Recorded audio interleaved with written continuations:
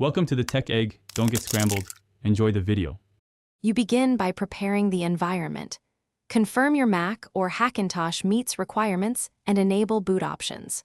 Once done, create or obtain a Mac OS installer and sign into your Apple ID to sync settings. Make sure to back up any Windows documents and export browser bookmarks so you can restore them quickly. Learn keyboard mapping differences now. Command replaces Control for many shortcuts, because that prevents frustration later and speeds up your transition.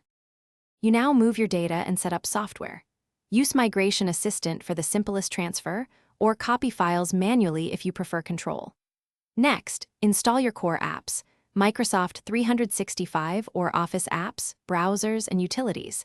Then add Homebrew to manage command line tools. Once installed, configure Finder and Dock to mirror your Windows layout where possible, and reassign shortcuts so muscle memory carries over. This reduces daily friction and helps you focus on tasks, not on hunting for tools. You finish by optimizing system behavior, tweak trackpad gestures, set energy saver preferences, and review security and privacy for app permissions. Learn Spotlight Search, Mission Control, and virtual desktops to replace Windows multitasking habits and speed navigation. Once done, test your workflow and make small refinements. If something goes wrong, try Safe Mode first, then reset SMC or PRAM on a Mac. And as a last resort, reinstall Mac OS. These steps resolve most boot or hardware recognition problems quickly.